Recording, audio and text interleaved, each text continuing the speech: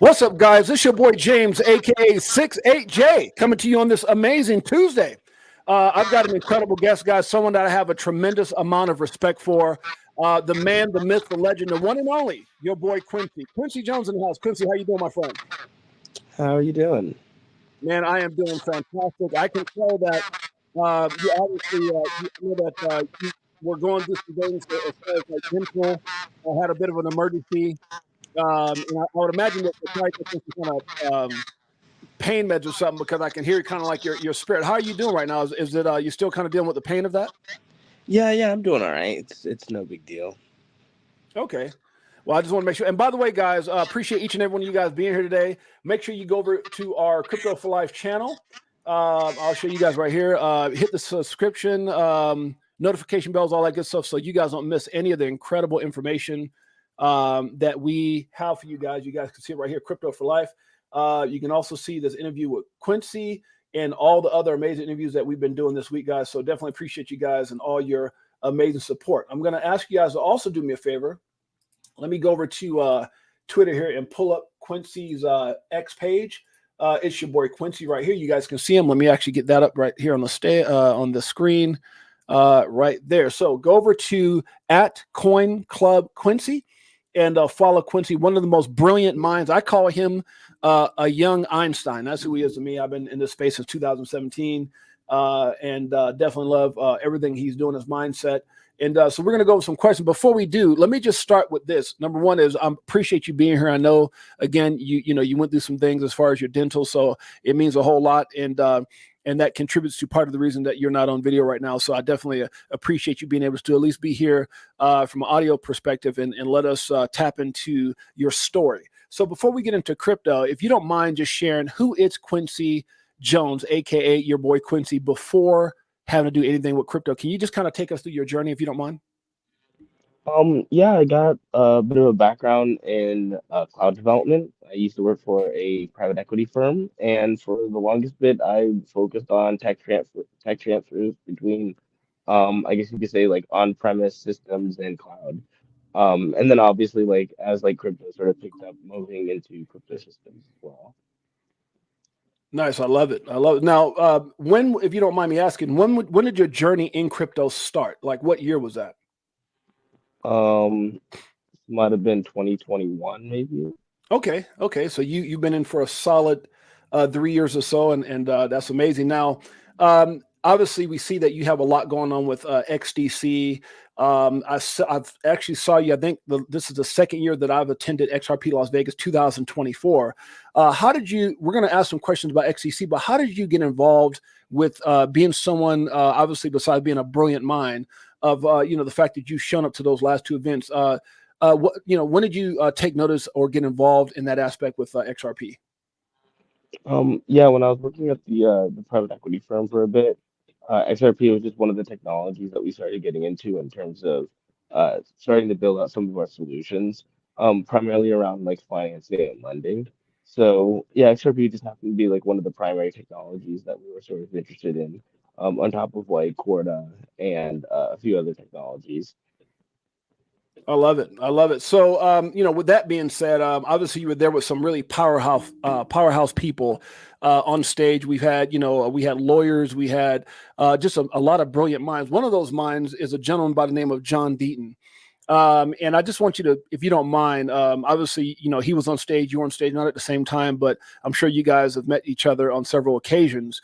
What do you think? What do you think John Deaton means to crypto as a whole? I won't say XRP or XDC, but just crypto in its entirety, being that he's one of those guys that fights for the underdogs. What does he mean to crypto, and what does he mean to you, if you have any type of opinion on that? I think John Deaton is definitely one who is able to bring a perspective not only to crypto but to like the regulators as a whole. I think that's like quite interesting because I think we talk about getting more people into crypto, but we don't talk about getting more, just essentially more government into crypto, at the very least an understanding of it. So I think he's sort of like a pioneer in terms of being able to sort of like bring that level of understanding to regulators, you know? I love it. Yeah, I definitely agree with you with that aspect of who he is, what he means to the space. Now, obviously you were at a event called XRP Las Vegas, which means that look, I'm a I'm gonna address the elephant in the room. You're brilliant beyond your years. I'm not really sure what your age is, but a lot of times I told one of my friends, I said, when I'm around Quincy, he makes me want to go back to school, like get back into the books. But no, just love your knowledge, love what you stand for, love the fact that you're all in, and if you're looking for a right answer, you can definitely get that from Quincy. Now, being someone who does his research, his due diligence, and you're always searching for the truth or whatever it is that you're looking into investing in. Based off of that research on Ripple, obviously, again, I saw you at the second XRP Las Vegas event in 23 and in 24. Would you say Ripple is a solid company? And if so, why? I think Ripple's an interesting company. I think one of the biggest things is they're one of the first companies to be able to utilize blockchain technology to be able to bring institutional solutions and services. I don't think there are many others that you can name that are sort of doing that similar thing. Like there are others, but Ripple seems to be the biggest. Um, and I think as you start seeing, like as time go on, you'll start seeing more and more companies sort of utilize this model where they can sort of utilize blockchain technology to service whether it's like B2B solutions or retail solutions. I just think Ripple's the first to do it. Yeah, I agree with you, and also want to address XDC. It's another company that I'm heavily invested in as well. Some of my favorite coins just so happen to deal with XRP, XDC, XLM. What can you tell us about XDC and your journey? Because obviously you're a pretty big deal. If you go to your site here that I still have up on your X page, which I'll show again for those of you guys who are not following my buddy Quincy, make sure you do so at Coin Club Quincy. It says XDC Foundation Developer. Can you explain what that is and how you got involved with that project, if you don't mind? Yeah, so I'm a Solidity developer for the XDC Foundation. Not only do I help out with a lot of development on the network, I also help out in terms of assisting other developers either build on the network or they sort of explain how different aspects of our technology need to be utilized. And this sort of goes within like whether it's like open source developers at hackathons, or businesses that want to start utilizing the tech stack to be able to start building. So yeah, that's sort of like my role, sort of like half developer, half developer relations, mostly assisting the network in any way I can, and mostly assisting any sort of giving sort any sort of education or knowledge on the network in any way I can, to people that are building on the network. Yeah, I love it. And if you don't mind just kind of giving us a little bit of an overview, like what makes XDC, that one of those special assets. Obviously, I know I've done my research, I've done my due diligence. I've been in for a long time. I believe in it wholeheartedly. Like I believe in XRP, XLM. I believe it's the future of what it was created for. What kind of just some information, if you don't mind giving us a little overview of what it is and why it's going to be such play such a pivotal role in the things or how we conduct business in the future. Yeah, so one of the biggest things with XBC is being able to create an environment where trade partners can actively engage with each other. We talk a lot about trade finance, and with that, what is trade finance without being able to have a consortium of trade partners to be able to engage with? There's a lot of technology we like to support, especially being EVM compatible and being able to bring tokenization and real world assets and all of that. But none of that matters if you don't have a environment where trade partners can come together. So between Zinfin, TradeFinex, TradeTech, TradeTrust, and a whole host of other organizations like Fathom or whatever, these organizations all facilitate this sort of like web of engagement that's unique to this network. So when new institutions want to come onto a blockchain network focused on the ability to trade these type of assets, whether it be real world assets or whether it be just crypto assets. Uh, XDC provides an environment where you can now have these regulated real world assets and have partners that are able to engage with those assets as well. It's like I said, what's trade finance? It's just nobody to trade with. Yeah, love it. And I appreciate that overview. Let's go in a different direction. Let's talk about this documentary. Obviously, you was there, XRP, Las Vegas 2024. And you obviously saw the sample of the documentary that they showed on stage. I don't know if you had an opportunity. I believe I saw you right around the area. You know, you're meeting and greeting people all over the place, you know, the event. You're a pretty big deal. Everybody wanted to take pictures and get to know who you were. I was one of them. And I wasn't sure if you had time to go over to meet Chris and Maya over at Fruition Productions. But if you saw that documentary, what do you think that documentary means to crypto as a whole? You know, obviously it's XRP Unleashed, but it's also ETHGate, and they're trying to right now they're in the final stages of it. They're trying to get it out there on like Netflix, Hulu, HBO, whatever the case may be. How big of a role you think that plays in the crypto space, and how important is that documentary in your opinion? I've met them before with the documentary, and I know quite a few people that are sort of like following the documentary. Uh-huh. I think the crypto space is full of documentaries. I think it's just going to be another one of those things where XRP has a story to tell, and I guess they're one to tell it. I guess people like to talk about the Bitcoin story or the Ethereum story. I just Right. think this is going to allow for people to tell, I guess, the XRP story. Right.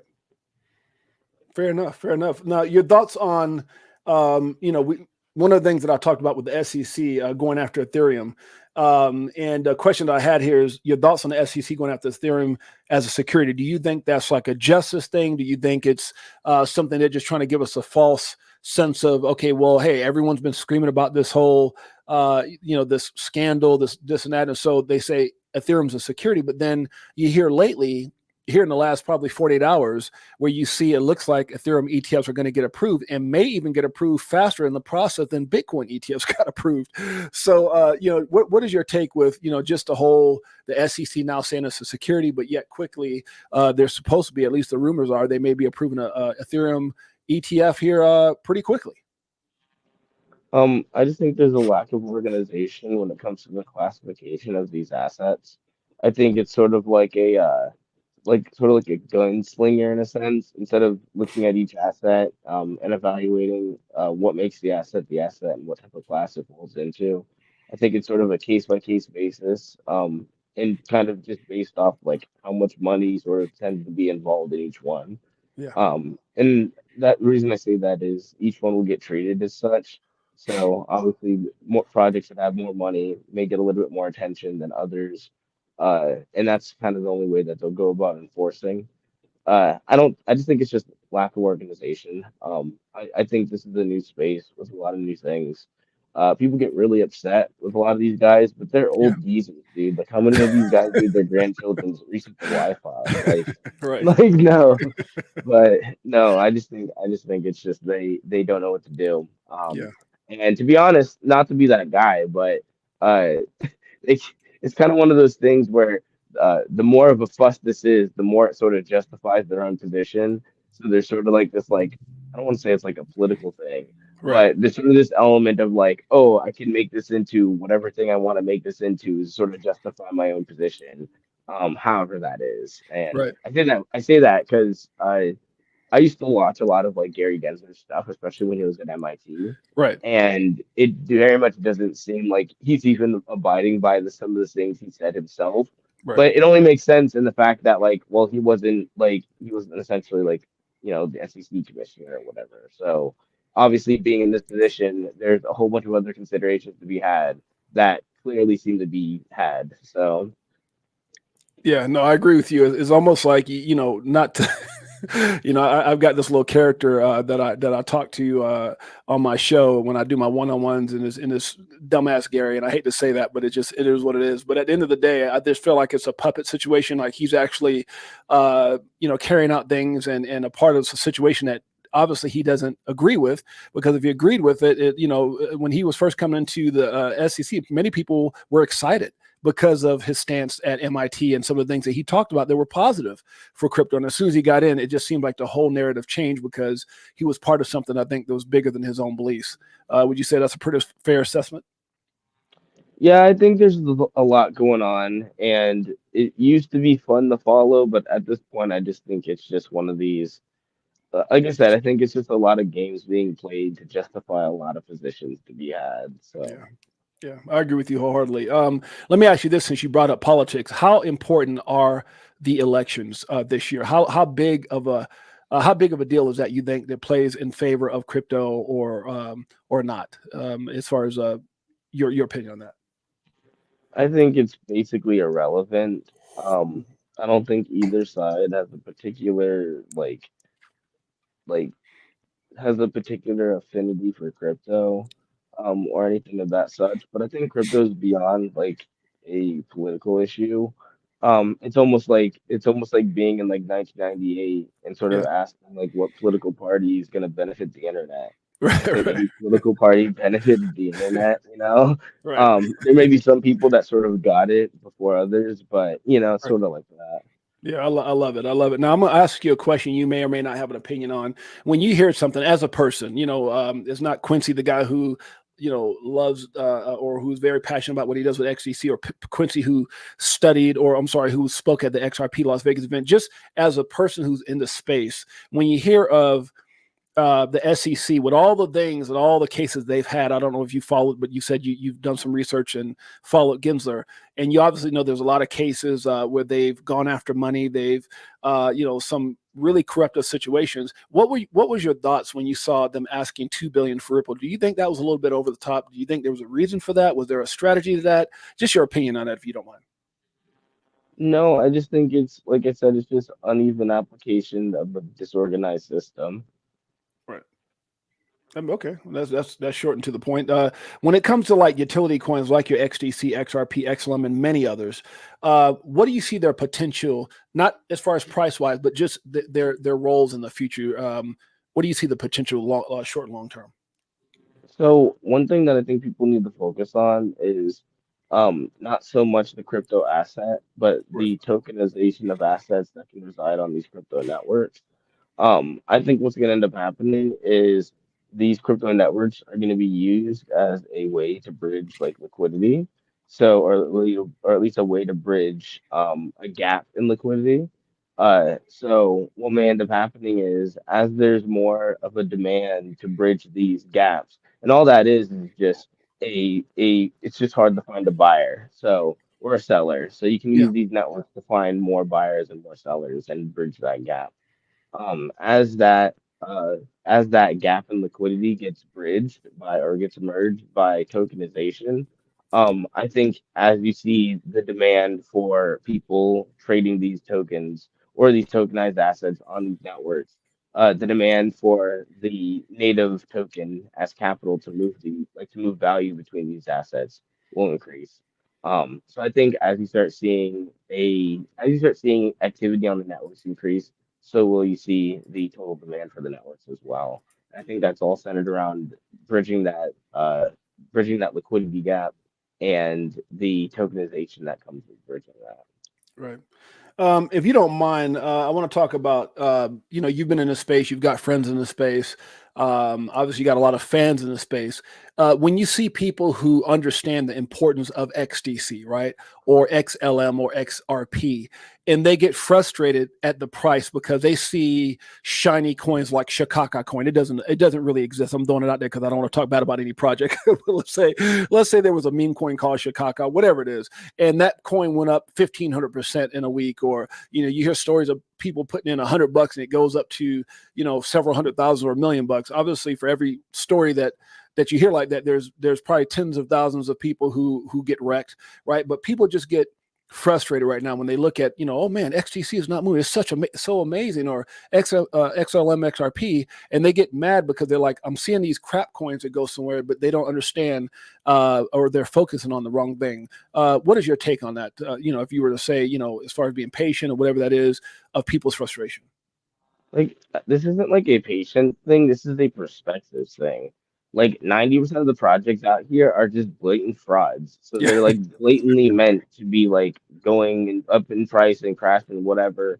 And I say this because when you're in crypto, maybe it's like irritating or something. But I came from the startup world. So when I was working at the PE firm I was working at, half of their business was in finance and lending, and the other half was in startups.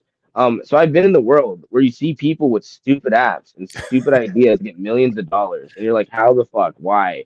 oh my God. But then you also see their fucking companies crash and burn. Yep. And don't get me wrong, like don't go, haha, you're crash and burn. Odds are if they got funding before, they'll get funding again. Right. But in crypto, it's not even that sophisticated. It's just people very like angsty or very eager to jump into anything, and they're very much a pool of people that are actively trying to take advantage of that, and then create products that are entirely geared towards suckering people in.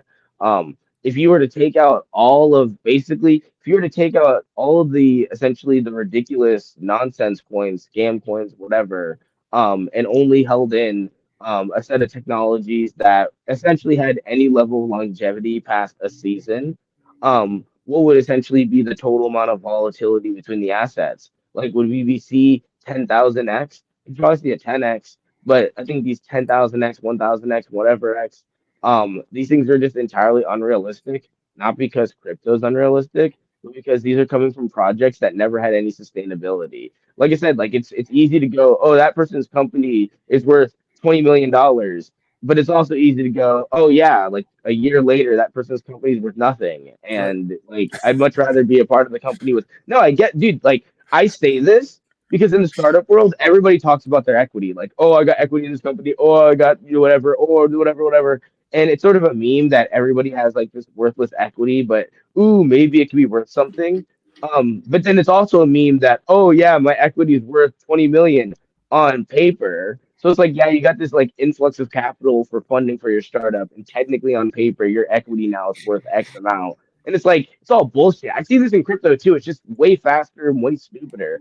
But people are not used to that. So they get so jealous when other people are like, and I'm sorry, like, do they feel just as jealous when people lose their life savings in a coin they thought they were rich in? That Yep. also happens in startups too, where people's entire net worth was wrapped up in the startup they were in, and the startup goes under, and they're like, well, this happened to BitBoy. Like, not like the Yep. startup goes under, but once you're out of the startup, like, you lose the Lambo, you lose Yep. like the jets, you lose all the cool shit, Yep. and it's the same thing. It's the same thing. So when I see a lot of this, it doesn't really like it doesn't make me feel anything. If anything, I see plenty of projects that are creating a level of sustainability where it's not, oh, my project goes to $1 billion and I'm rich. No, it's their projects goes to $1 billion and they're actually billionaires and their projects are sustainable over time and they have real users and real growth.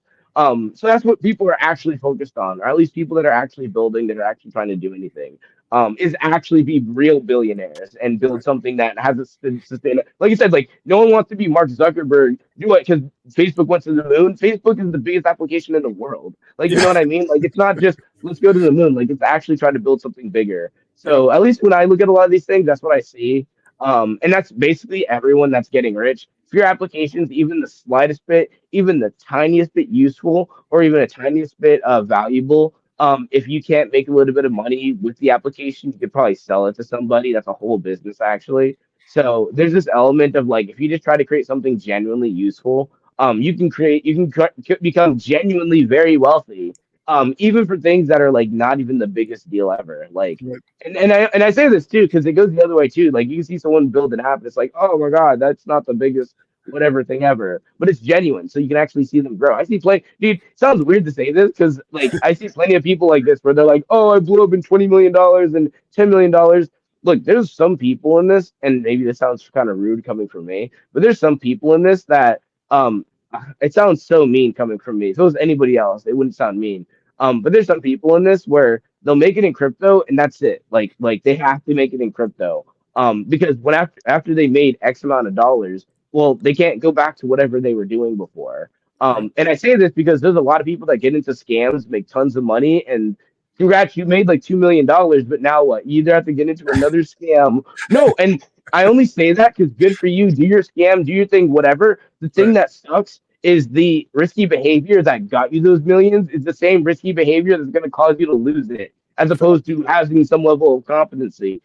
I've seen it, man. I've No, seen this that's over true. and over. It's just like lottery winners, man. Yep. And it's not because you're a lottery winner. It's because when the person won the lottery, they got the money, but they got it through a means in which the means in which they got the money isn't the same means in which they keep the money. Like Right. if someone, like I said, when I talk about startup and CE and founders and stuff, if a founder builds a startup for 5, 10 years and then sells it for 100 million, and now he's worth millions of dollars. Like, odds are the behaviors that he had to build up to that isn't going to cause him to go broke.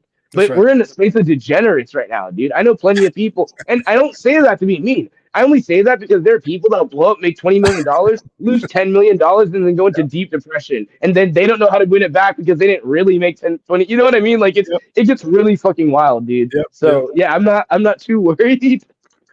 No, what you're spitting is facts, and I mean, it's just crazy because when you're saying everything from the Bitboy scenario, and it's not saying anything bad. It's a great example because when you come into, I've heard of stories where, he started out, and again, this is nothing against him, but he started out, just kind of trying to figure out. Then all of a sudden, the millions come in, the popularity, the stardom, all these things, the Lambo, and then if you don't know how to manage, and it's not just manage, it's managing money. Is managing yourself, is being educated. Because if you don't do that, if you don't work on the things that's going to allow you to sustain that, you'll lose it all. And we've seen that. When you're talking about like lottery tickets, or you see these athletes, okay, well, you're tall, you could dunk a basketball, and you just got a $100 million contract, but do you know what to do with it? And that's why you broke 5 years after retiring out of the NBA. You're spitting facts, bro.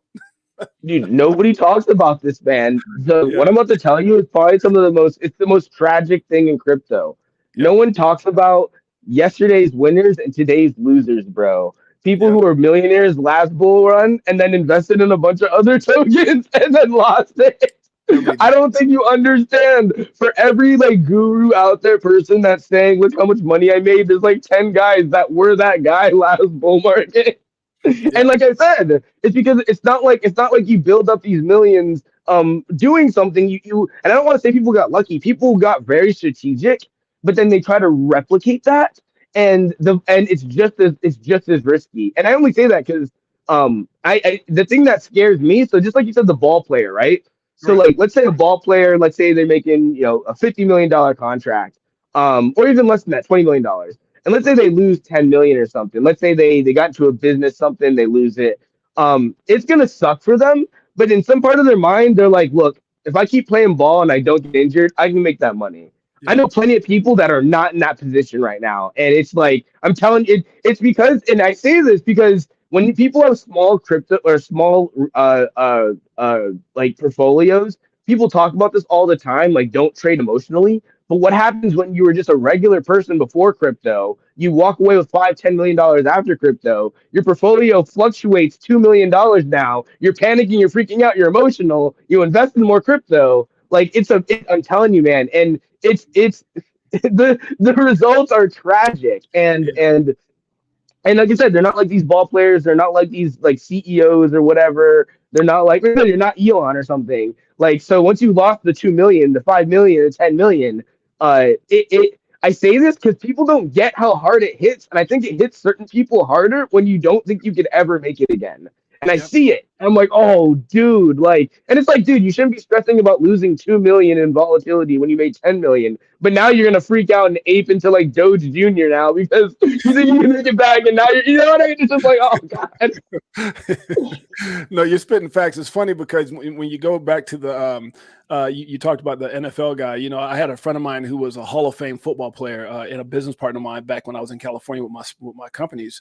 And he said that in the NFL, players would say to other young players that were coming in that it stood for not for long, because he was a guy who was around for like 17, 18 years in the NFL. But he says a lot of these guys, when they come in and they think they spend money like, oh, it's going to come in, and they don't realize there's always guys coming in from college that maybe better, faster, younger, whatever it is. And so, or they get an injury and they were blowing money without any kind of plan or anything else, and now it's gone. And then all of a sudden you look up and they're working at Starbucks or work. Like I saw one guy that I knew that was a professional athlete in his younger day, but didn't plan. And I swear, no one knows who he is, so I don't feel bad about it. I feel bad for him, but he was stocking CDs at Walmart. And I'm like, what the freak? I mean, dude, you were playing against Jordan. Like, what the freak is going on? So it's just crazy, man. When you don't have management skills, or you don't know, you don't have a plan, because one of the things you talked about is a plan. Like you can make that money, and you don't like you said, you get lucky and you put in $100 in, let's say, Bunk coin, and all of a sudden it goes up to $1 million, but you don't have an exit strategy or some kind of plan. You're screwed, because all of a sudden it retraces. You don't know what to do. You never took a profit. I mean, that's a scary thought, to be in a space and to be in a position that this can put you in and not have some kind of plan. I think that might be the scariest moment, especially if your back's pumped. You're going to freak out. You're not going to know what to do, Yeah, it's a scary situation. And like I said, I only say this because I saw the same thing in startups. It just wasn't as like fast. Like I Right. said, like someone like in the startup world, you became a millionaire overnight because some influx of capital came in, or you guys did a merge, or something happened. Crypto, it can just happen overnight because someone made a tweet and everyone got excited, like it is Yeah. it's crazy, and it's not necessarily bad, but the volatility is a level of danger that most people aren't ready for. And I say this too because I've seen like forex markets and like the whole like forex thing and like leveraged up and all that, and stuff like that. It's just all of it is so similar. It's just like I just couldn't imagine now a regular person being able to engage with some of these things now, and then obviously it's like, what do you do with this and how does this work, and all. It's I think it drives a lot of the mania, but I think this is what happens too. People saw this with Bitcoin. They saw people that bought Bitcoin back in like Yeah. 2010, and they were like, "What?" And now they have a ton of money because they had like 12 Bitcoins or something. Yeah. And so there's always that like sort of ruminating in, or yeah, sort of like ruminating in like a lot of minds, because there's sort of like this FOMO of like, oh, could I be that guy of whatever? And it's a weird fallacy because Bitcoin already happened, so you're not going to get the next Bitcoin. You're just going to get the next blockchain technology. Like, this is like saying in 2001, damn man, AOL's the shit. I got to get on the Right. next AOL, and it's like, dude, no. You got it right with the internet. But yeah, I Right. think Right. AI already is the thing. There are going to be other things like, Right. so I Right. think people miss that, and they sort of have this mentality of, oh, this is, and not to say like that this thing isn't going to be the next whatever thing you think it's going to be. It's just that people saw it with Bitcoin so quickly that it's so easy. I say this because like with Bitcoin, it's just like people in their startups and everyone thinking their startups the next Facebook. It's the same thing. Yeah. It's like Same when thing. people hold a token and they think it's the next, it's the same fucking thing. Yeah. Like it's like so it's the thing though, except when you ask the startup founder and they say, I'm not sure how it's going to be the next Facebook, but it is. They Right. sort of have a vision that they're not really sure of. A lot of crypto people sort of have a vision that they're not really sure of, but that's Right. the thing that's so dangerous because, like I said, then people can sort of just like pump the things. They can sort of say a bunch of stuff. It's it's it's it's a lot. The space is kind of crazy. Yeah. And you brought up something, and it's so funny, Quincy. One of the things, I don't care what, if you look at some of the most brilliant people in this space, and I'm talking about people who are either educated, maybe they were successful, because I think there's, I think there's maybe a few different types of people. And please, I'm ask everyone to forgive me what I'm about to say, but you've got people who were already successful that are in crypto, big money. You've got people who are trying to act successful. Maybe they worked at McDonald's last year, and then this year they got a YouTube channel, so they're just talking about all these things and just shilling, and then they get all these new people to buy into their mindsets or whatever the case may be. And then you got new people that are coming in trying to figure out how to make it. And like you said, it could be kind of scary. But one of the things I want to talk about is that no matter how many people I've met in this space, whether they're Bitcoin maxis, whether they believe in this, they believe in whatever it is, when you look at some of the big wigs, they all say the same thing, and that is, and I've heard them all say this. Many have said it on my show, where they say they don't expect 90% of the projects that are out today to be around tomorrow. Like 90% of the stuff, same thing you said, is just trash and won't be around. And there's gonna be so many people that get wrecked because of lack of education. Because people, Quincy, they don't want to look at XDC and say, oh my gosh, XDC. Let's see where it's at right now. Like, oh, instead of doing the research and appreciating the fact that you can look at XDC or XRP or whatever it is, XLM at a certain price, they rather go out there and get Shikaka coin because it's got 18 zeros in a point 0.0000 or whatever, and they're like, if it just moves 5 zeros, I'm gonna be a trillionaire. It's like, but they don't realize a lot of this garbage is not going to be around. Your opinion on that, since you kind of brought it up, that a lot of this stuff won't be around tomorrow. Yeah, so a good way to look at it, because a lot of people have a hard time understanding this. Like I said, I saw this in startups. It's so easy to see so much crap coming in and so much crap coming out. Yeah, The biggest thing that you need to really see is what's the sustainability, or what type of longevity will these sort of networks slash applications slash protocols have?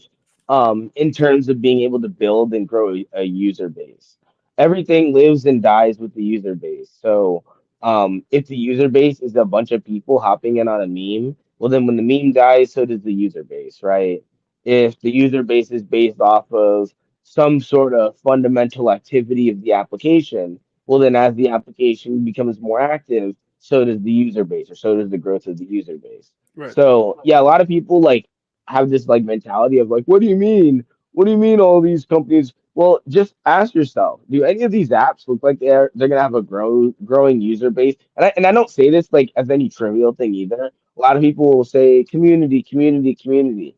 Right. The whole like social media community aspect is one thing, but it's not the same thing as the user base component. Yeah, you're right. There are communities around certain, I guess you could say, there are communities around certain protocols, but there need to be users that are using those applications on those protocols on a regular basis. We look at these as daily active users, monthly active users, total volume within an application, Right. like all these things. These are like regular things. And if you look at a lot of apps, like a lot of them are popular for like a week, if that, and then the rest of it's sort of coasting off of this like general community engagement.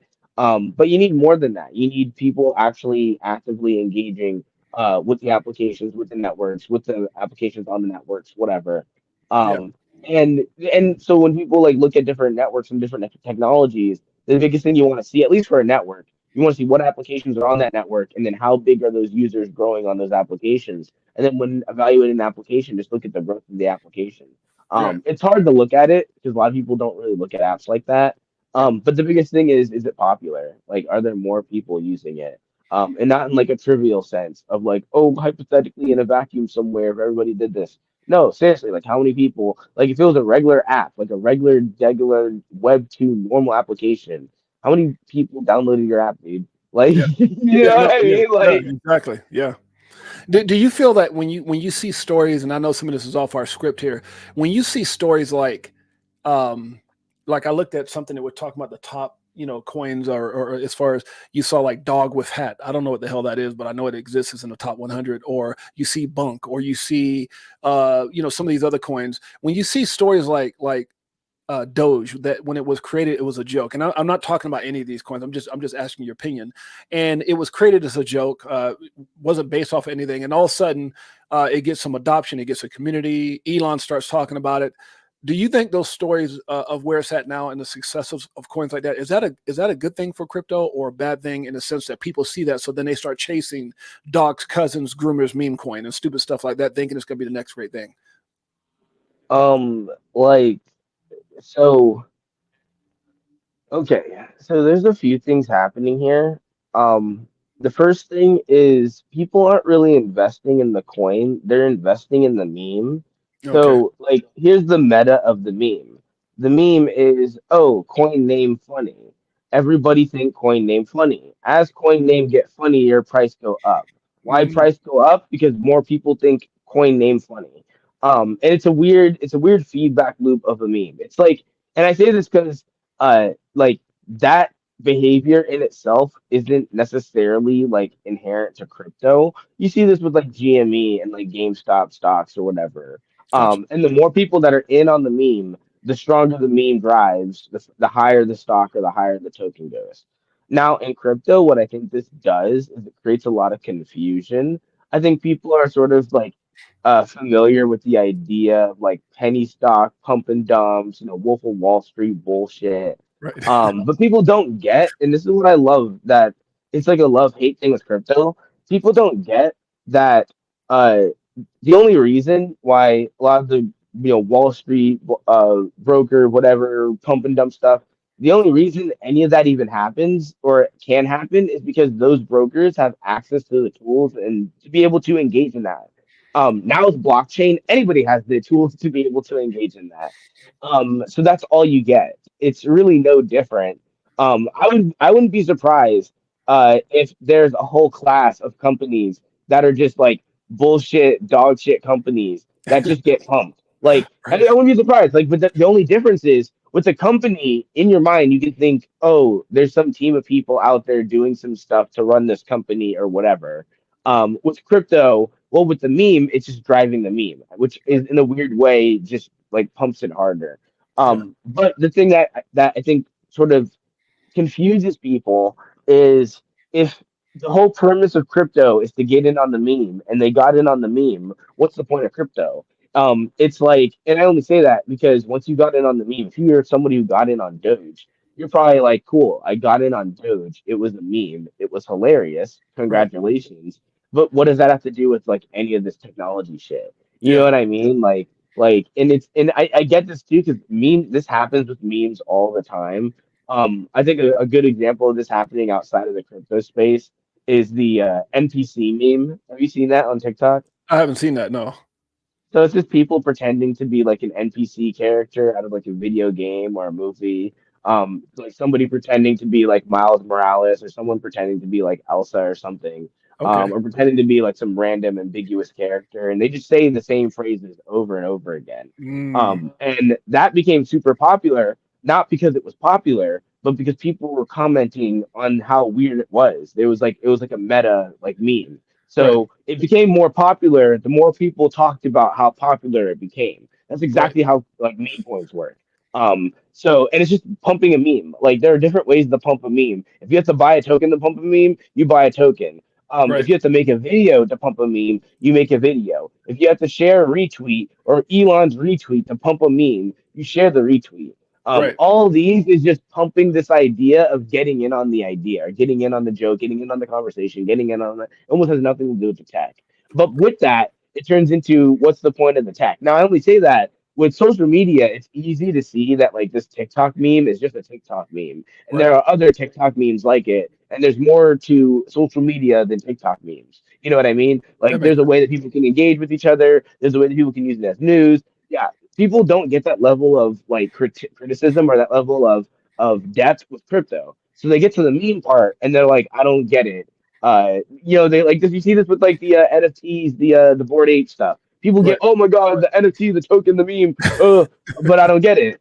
And Right. I go, well, how about this, right? To split your mindset. The same tools, the same software, the same everything they use to launch the NFT Board Ape tokens in the marketplaces, swap out the freaking Board Ape monkeys with like Tesla stock or some sort of security, swap out the marketplaces for these exchanges, and you're essentially able to operate the exact same sort of software for something like a lot more tangible. And then people That's go, why are people putting out these pictures? And I go, well, it's because they're not legally able to issue security, so they'll just issue anything and people buy them. It's right. getting it on the meme. You see what I mean? Like, Right. That like makes sense. so it's actually hilarious because you can literally like if you wanted to be like the next Robin Hood, you could literally like go like fork OpenSea or something, and Right. then eventually start operating as a licensed broker on these chains, and then just use these chains as essentially a back end technology in terms of being able to engage with other brokers, and allowing your users to engage with your platform or whatever.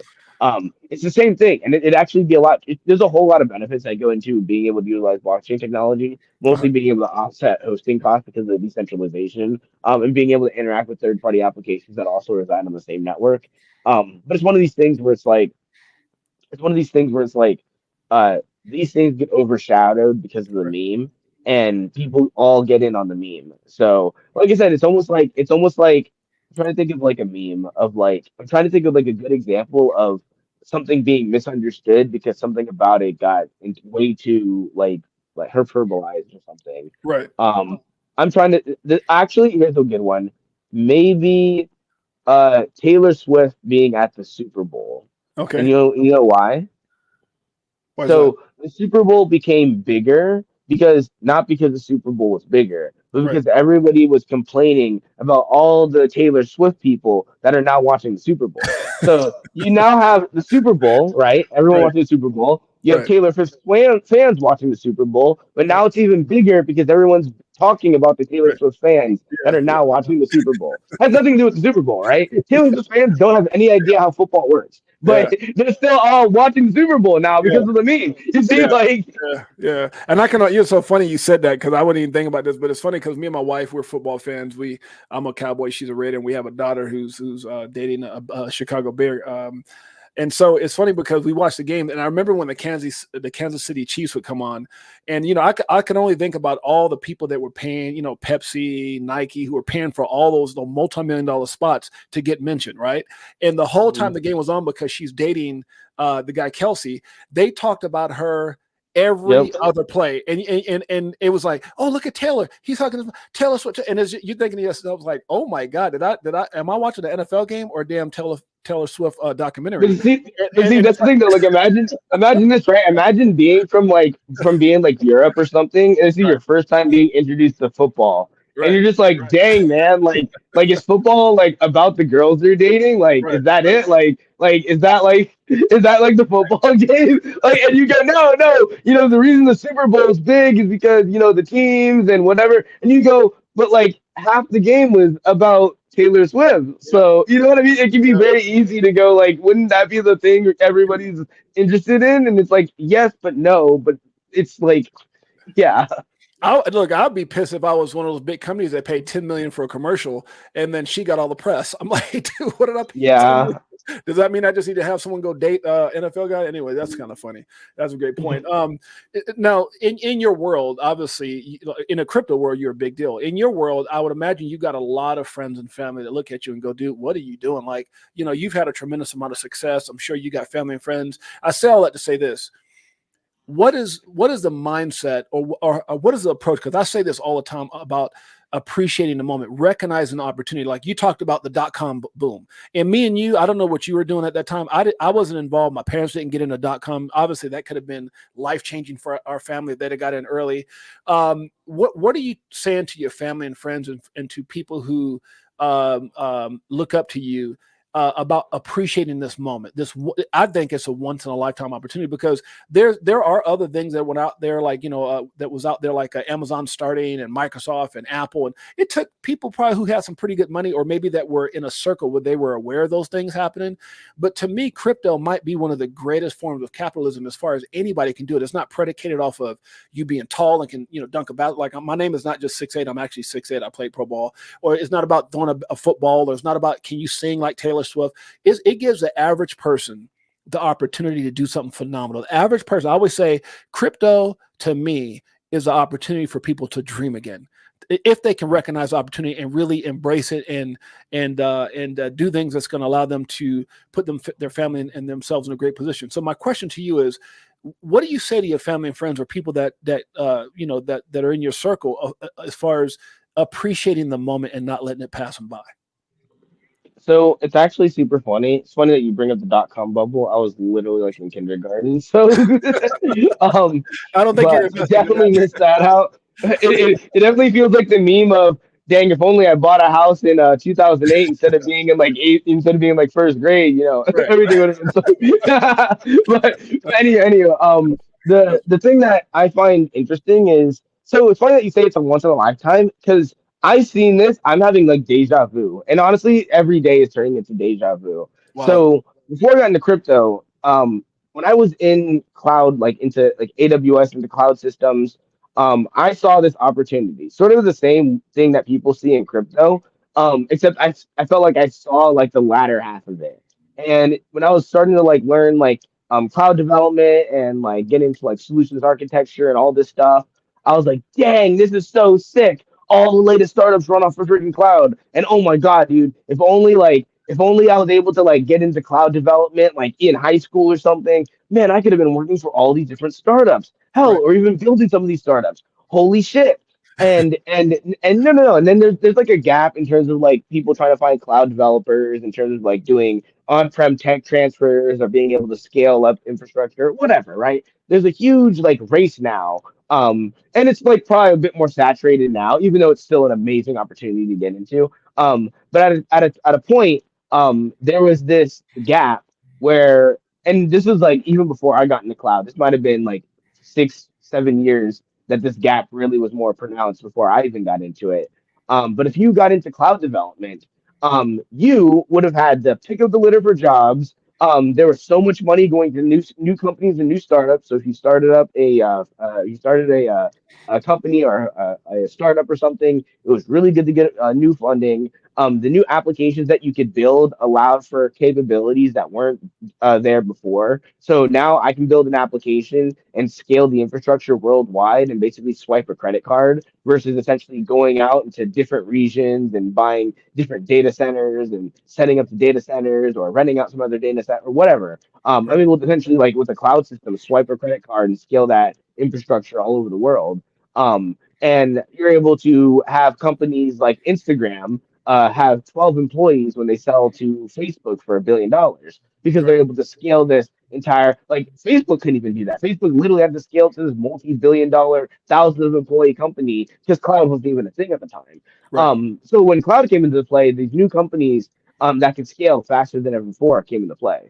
Right. Now with crypto, I see it's like deja fucking vu, dude. It is deja vu. So Right. with crypto, the difference is instead of being able to scale your infrastructure with the swipe of a credit card, it's being able to scale financial services in a way that we're only capable by certain like organizations or entities. I And see. I only say that because before, and it comes down to that decentralization component. With the ability to trade anybody in a decentralized space and being able to create smart contracts that can also engage with anybody in a decentralized space, I can now create financial services or applications that can provide financial services to I see. anybody on this network in a way that I couldn't before. Before, it's not that I didn't have the software, I could add all the software in the world. Right. I would need literal trade partners. I would need to go, hey, Bill, how you doing? You know, we have a trade partner relationship. We know each other and blah, blah, blah. And I would need to build my business in terms of in order just to have Right. any amount of, financial service product to be able to offer. Right. Now I can essentially launch a smart contract and people can interact with that smart contract and I can provide financial services in a way that I would have to normally be a giant organization to be able to provide. Whether it's Wow. something as simple as like being able to lend, whether it's being able to collateralize, tokenize, whatever. There are certain things now that me as an individual can now be able to do, and people can now interact with that service in a way that wasn't possible before. In the I same see. way that with cloud, people can now scale an infrastructure of an application globally. I say this because, look, anybody can build a website, but Right. not anybody can easily have that website scale like with high availability, good performance, worldwide, a bunch of different features and components added onto it. That's a lot of stuff, and a lot of people don't really get that. And it's the Right. same thing with finance too. You could have all the capital in the world, all the liquidity in the world, all the automation, financial services. But if you don't necessarily if you don't necessarily have a means or a like an apparatus to be able to deploy this application or this capital into, you don't necessarily have a way to engage. And like I said before, traditionally you would need like physical trade partners, where now you can essentially start interacting with DeFi applications on a decentralized network. And that's the key part. So when I usually talk to people about this, I usually try to bring up like the notion that crypto is mostly going to be focused on settlements and being able to build these new type of applications focused around settlements that were otherwise impossible for people like me. Like a regular individual developer couldn't just build a lending application that people can now instantly start interacting with, you know? Yeah, I love it. Someone said, "Crypto." Navi says, "Quincy, I love your brain. It works in 4D, 5D, like ahead of us. I love it." But let's talk about. I'm gonna shift a little bit. We hear, and by the way, thanks to the almost 700 people that are watching live on X and on YouTube. We appreciate you guys in major ways. Shouts out to you guys. Now let's talk about, Quincy, if you don't mind, like. You hear people like Kathy Woods over in ARK Investment. You hear Michael Saylor and those guys. They give some predictions, and I'm not asking you to give predictions. I'm just saying your thoughts on where you think crypto will be in 5 years, because their thoughts are, well, hey, by 2030, 5.5 years from now, Bitcoin could be at, well, Kathy Woods last year said 1.4 million. Then she said 1.6. Then they said, well, based off of these Bitcoin ETFs and now even Ethereum ETFs, we might be looking at a 3 point something million Bitcoin in the next 5.5 years by 2030. Where do you see crypto in the next, and obviously there'll be regulations, hopefully it'll be stablecoin, all these different things that will be in place. There's now talks of getting rid of the SEC's power. So obviously there's a lot of positive things that probably should have happened sooner, but obviously are starting to take place now. Where do you see crypto in the next 5.5 years? I guess I would say 5, but leading up to 2030, between now and 2030. So I think crypto is in a weird transition phase. I think people are looking for linear growth when in reality it's exponential. and the exponential is almost like a what's that thing people like to say with AI? A singularity. Okay. And I only say this because like with the AI singularity, people are gonna go, oh, we're gonna have AGI, and AGI can build anything and answer any question, and da da da da. Okay, cool, cool, cool, Right. cool. Right. The crypto singularity, right? The crypto singularity sort of goes as this. It goes back to that tokenization component. Right now, there's no real easy way for different like brokers, I guess you could say, to Okay. utilize blockchain technology to engage with each other, even though in theory they could use the technology to have instant settlements and be able to trade with these DeFi applications a lot more efficiently. So between now and let's say this singularity, there needs to be a set of technologies that allow for that allow for, and it sounds weird because everyone looks at everything through the lens of like the retail person. But what's Right. going to happen is you can onboard a billion people faster by being able to onboard one or two institutions that have users, and then those users essentially allow some level of, whether it's a middleware technology, whether it's a B2B service, SaaS service, whatever. Yeah. Um, there needs to be a set of technologies that allow for Web2 systems to hook into Web3 technologies. Right. Now I say this because it's not like the most like profound thing ever. Anybody, people we go, oh my god, it's $1 billion idea. It's as much of $1 billion idea as somebody saying, you need a web server for a website. You know, like if I want to build the next Facebook, I'm not worried about building the next web server for the next Facebook. It's just Right. good to have a good web server so I can run a good website. Right. It's exactly like that. You can't run good DeFi applications in this metaphor without a good web server, without a good Web3 server. In a sense, yeah, that's a good way to put it. A good Web3 server, a good middleware technology that allows you to be able to interact between cloud technology or institutional technology and Web3. Right. Now with that, what ends up happening is it's a lot easier to onboard trade volume or to onboard assets that can turn into trade volume, because you're able to take a software or a service or an application that already had users, that already had some level of engagement, and then being able to bridge that engagement to other users and other applications with these networks. You see what I That, mean? that makes And sense. there's a weird saturation with this too. So the Nexus event may not even be, or not Nexus, the Singularity may not even be the middleware technology. It may be the saturation of people that adopt blockchain technology that allows for other people to hop on to like Web3 to be able to engage with the people that have already like saturated it. You see what I Right. mean? Yeah. It's weird to describe it, and I think a good example, honestly, a good example is Facebook. It's like being on Facebook at Harvard with your friends and saying, "When is everyone getting on Facebook?"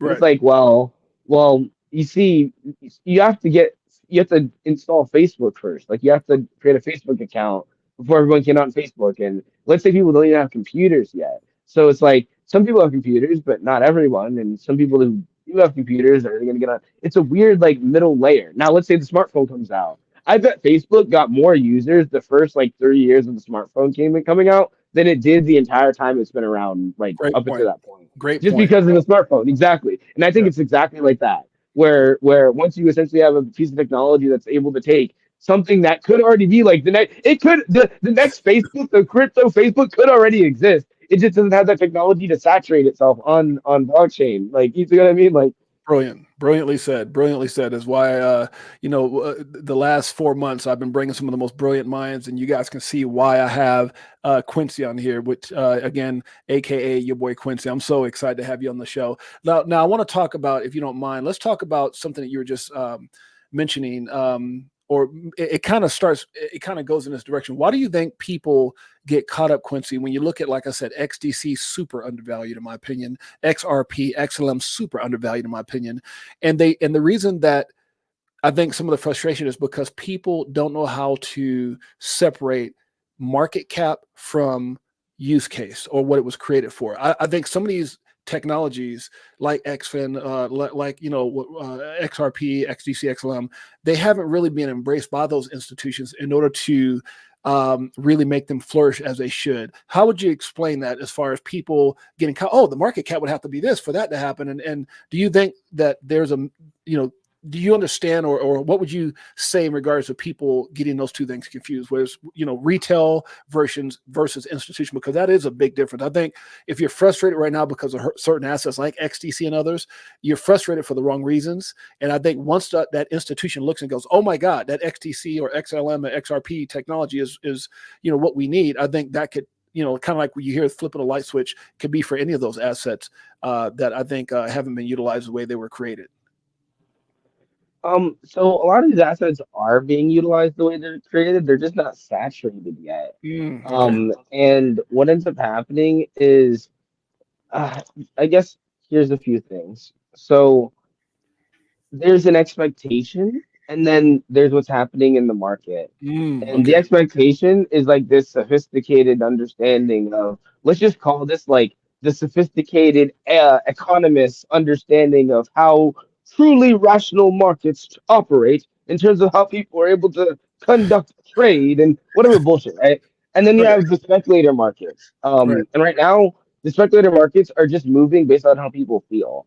Right. And that confuses people. So the reason I say this is, well, what happens when you're in a speculator market and you're trying to go, how do I take such an upstanding economist approach to the future of blockchain technology when every single thing is going up and down, left and right, based off like the direction of the wind, Right. and that's what's happening. So it's hard to evaluate really good technologies, and it's really even hard to evaluate any of the technologies, because like everything is going up and down, left and right, speculator, all whatever, and it's hard to tell what's not just speculative driven and what's essentially building this like consistent growth or this like institutional growth. Right. Now I say this because it's what's a good way to put this? I say that because it seemed like some of those technologies were created before their time, before they were actually, it's like, it's not even quite that. It's almost like, so it's a phenomena, right? And here's the phenomena. The phenomena is, in the short term, my vaporware company will always be worth more than whatever your cure to cancer software is. Like, yeah, so, and it sounds weird to say that. no, And you may go, and not to say that any of the technologies you listed are like the cure to cancer software. That's not what I'm trying to say. right, What I'm right, trying to say is, in the short term, a lot of these empty promises can very easily obscure what's valuable. You yeah, see what I mean? And I get that's it. what's happening. So it's hard to tell. It's like, and the reason I say that is when someone's sitting there looking at two technologies and they go, how is this one, why is this one better than this one? In this one, people put all their money and attention and all this. I don't see the same thing going into this. And it's like, yeah, sure, fair enough. But you have to remember that time and attention is only there momentarily based off of a fad.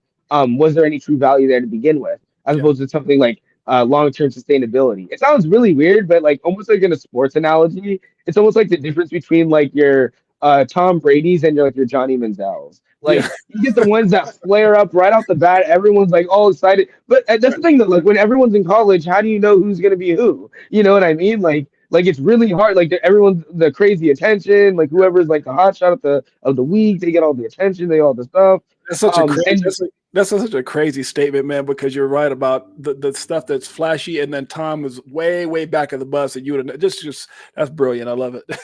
yeah, it's like that, and that's the thing. So reason I bring that up, because my dad loves football, but I don't watch too much football. But to a person that's not in football, they may Right. be sitting there, okay, knowing that. I see these like 20 players that are all in college that are prospects. How do I know any of them are worth anything? How do I know this guy's not gonna be a flop, or this random guy over here, or Mr. Irrelevant, right? From the last Super Bowl, right? Like last in the pick in terms of the draft, on Yeah. the way to the Super Bowl. How do you pick? And maybe when you're in the space, and you probably see this with sports, there are plenty of sports analysts in the space that can give you a pretty fair opinion. But at the end Yeah. of the day, no one can tell you who's going to be a bust. No one can tell you who's going to be, the diamond in the rough. Yeah. And at best, and I only say this because at best you can have a really, really good educated guess off of a lot of fundamentals. But if Yeah. you're not in the space, if you're not in sports, going back to the Taylor Swift example, how much you want to bet people like how much you want to bet like Travis Kelce was considered like the greatest football player for no other reason than everybody knowing his name now because of Taylor Swift. Yeah. You know, Yeah. like Yeah. yeah. So people that are in it, they may just go, I guess, you know, he must just be the greatest football player ever, you know? And he's probably really good, sure, but like how much more of there is there a skew on his ability now or on how his prospects may be because of the attention, not because of the football, but because of people not understanding football, but now seeing this attention. I see that with crypto. And when you're in it, look, I can look at an application now and go, this looks like a really good idea, really solid, and maybe it does well, maybe it doesn't. I can look at this and go, look, this is stupid, dude. Like, have you ever seen Silicon Valley, the show? Yeah. Yeah. There was like an episode where like one of the main characters, he's like, oh, my cousin, he has this stupid app. It's called bro.com. You know, you could bro your friend, and Right. you hear stuff like that, and you're like, oh, that's so stupid. But hey, you know, maybe it works out really well. And now I only say that because you may go, but Quincy, didn't you just say that thing about Dogecoin? Hey, look, Right. man, I don't know if I'd be investing in bro.com, but I'm not going to disrespect it if it does attain a user base. Yeah. And same for Doge or whatever. If any of these applications or any of these networks can attain a user base, you know, great for them. But saying that you can essentially have a good idea of which technologies are going to be popular and which technologies are not, Right. it's very challenging. You know, like I said, like when you're in it, you can make your guesses, you can have your suspicions, have your hunches, Yeah. and that's all you can really go from there. And it's just when you're not in it, it becomes so blurred, you know, so Yeah. obscured. Like I said, it's just like, what do I do? Yeah, no, I love your analogies, man, because you know you start thinking about stuff like that. I love what you were talking about with like football or basketball. You see these guys, man, that they're all everything, and they get in the league and they don't perform, but these teams grab them first. And you got a guy who was like, you know, number 40 something, or the Yeah. 80th pick, and is like this guy's freaking, you know, it's kind of like, you know, all of a sudden Tom Brady's the greatest to ever do. And you're like, dude, all the teams that just must be slapping or firing people, you're fired. Dang it, you didn't see. You know, it's like how do you? It's like when Michael Jordan came out, they picked the 7 foot something guy, Sam Bowie, who at best was okay, and you got rid of Jordan. We don't want Jordan. You sent him to Chicago, and it's like, dude, like, how Yeah. many people are pissed Yeah. off about Yeah. that? So yeah, I love it, man. One of the things I want to ask is, let's get into CBDCs. We're at an hour now, and CBDCs. What is your feelings on CBDCs? Are they inevitable? Are they good? Are they bad? What is your feelings on that? I think they're just like the next progression in like how they're the next progression in how we interact with like online banking, I guess you could say. Okay. People get so freaked out about this, but if you're freaked out about CBDCs, you should have been freaked out about us getting off the gold standard or something like Yeah. way back when. Like I'm telling you, there are bigger things to be freaked out about. Like not that you shouldn't not be freaked. What I'm trying to say is like you might as well just start holding your gold in a shoebox somewhere. Like if you're like, Right. because now aside from that, now and I joke a little bit, but aside from that, I think the biggest thing that's going to come with CBDCs is uh being able to. I think what's going to end up happening is being able to bridge different fiat markets in a way that's a little bit different than we do now. I think that's what Right. CBDCs are going to bring. Now to a regular person, this is probably not going to mean anything outside of like instant payments and overnight payments and settlements and stuff like that. That might be kind of interesting. I think you might end up seeing CBDCs and stable coins and the new Forex market be sort of like a new. And you may say, wait, what? Like CBDCs and stable coins? Well, yeah, I think CBDCs are going to be sort of like an internal technology between the economy that they're in, while stable coins will be used more like externally by anybody that has demand for a stable coin, probably dollar stable coins. But I think CBDCs are going to be sort of like an internal payment railway between, essentially, at least in the United States, between most of the major banks. Right. And it's just going to allow for them to be able to conduct the same services quicker. Now, on top of that, like I said, with CBDCs and stable coins, I do think you might start seeing CBDCs act as a on ramp to different blockchain technologies with stable coins. And like I said, that's going to be like the new Forex market. Right. But I think that's sort of like where things are going to go with that. I know people get so freaked out of like, oh, the digital money and the blah, blah, blah, blah. But everything that you can describe, they can already do now. So saying that an oppressive system is more efficient doesn't like change the oppressive. Right. So No, I agree with you wholeheartedly. I'll take a question here that I see. Sometimes I'll let someone in the comments here ask a question. It looks like it was shirtflavor.com. He asked, Jay, can you ask Quincy what is one of the things that he likes? I'm just kind of rewording it about the XRP ledger. What is something that you like about the XRP ledger? So the entire network's a DEX. I think that's kind of interesting. And the main reason I say that is, uh, so with any other network, you have to go to a DEX, and that can actually sort of like create liquidity like restraints. So let's say DEX A has $1 million in volume a day, and DEX B has $500,000 in volume a day. There's a liquidity gap. So let's say I'm on Dex B and I'm trading assets and and there aren't enough, whether the liquidity pools aren't big enough or whatever, there's just not enough liquidity for me to make a trade. Well, I have to move over to another Dex to finish that trade. Okay. And the more Dexes there are on the network, the more fractured the liquidity is on that network between the Dexes. Now you can create a bunch of contrived instruments, like a bunch of middleware routers contracts that can potentially bridge between Dexes and all that, blah, blah, blah, blah, blah, blah, blah. Right. But the XDC or the XRP network already does that natively. So the entire network's a DEX. There aren't necessarily any liquidity pools. Anybody can list their asset into that DEX, and then there's a router that can allow those assets to exchange with each other. It's just basically the most efficient way to be able to engage in the exchange of an asset. And I just thought that was super cool. And I think it still is probably the most efficient way to engage in the exchange of an asset, at least on any of the blockchains. Now, this that's just like one component. People typically like smart contracts because then they can build those components into whatever app they're building on the network.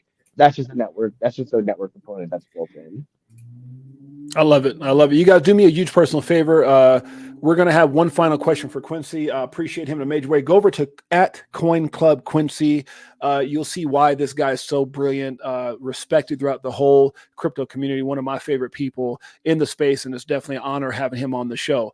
My last thing that I want to do, and besides thinking of almost 900 people that are watching live on YouTube and on X, appreciate you guys in a major way. Just some last thoughts, anything that you want to say, where to follow you, anything that you want to add before we get out of here, Quincy, to all that are watching. Yeah, so I guess one thing I wanted to add, just to sort of bring some clarity to just everything in crypto. I know it can be really confusing, and I know that crypto can seem like a lot, and the technology sort of had a weird axis between finance and software. And there's obviously a lot of just crazy projects out there. There's a lot of interesting projects out there. There's a lot of stuff going on. But at the end of the day, I think the biggest thing you guys should really be focused on is what are the solutions that are being provided? How can people scale those solutions? And who's using them? Whether it's institutions, whether it's regular users like you and me. If you don't know anything else, at the very least, I think we all can understand what's the point of this thing and why are other people using it. If you can at least answer that question, I think you'll be good at where you are in the space. I only say that because I want people to sort of get an understanding of it's very hard to sum up the space in a way that people can understand it. But like I said, if you can understand what this is, why this is, and why other people are using it, I think that's a really good basis to be able to push forward your understanding in these things. And if it doesn't make sense to you, maybe just stay away from it. Yeah. Just to be on the safe side, you know. Yeah, no, I love it. And guys, I definitely want you to do me a huge personal favor. Go over to our Crypto for Life page. Make sure you hit the subscribe notification bell, and make sure you follow one of the most brilliant minds in this space, the one and only. I'm sure we'll probably see him again. He was at XRP 2023 Las Vegas, XRP Las Vegas 2024. He's one of the most sought after guys that you can see. Now, I want to ask you this before we get out of here. What is your next trip? Because, man, I see you everywhere. They've got you here. They got you there, flying to different countries. What is the next trip that you have planned? So, is it next week? Next week I'll be in Texas and Austin for a consensus. Oh, wow. So that'll be pretty interesting. Yeah, I'm all over the place. So, uh, yeah, I'll be Yeah. in consensus next week. And I won't be speaking. I might live stream it though, so we'll see what's up. Okay. But yeah, Yeah, guys, make sure you follow the one and only your bro Quincy at Coin Club Quincy, one of the most brilliant minds and sought after talents and mindsets in the space. Quincy, I thank you so much, my brother. I appreciate you. I know you just went through something crazy as far as dental, but you came on. That says a whole lot about you and your character.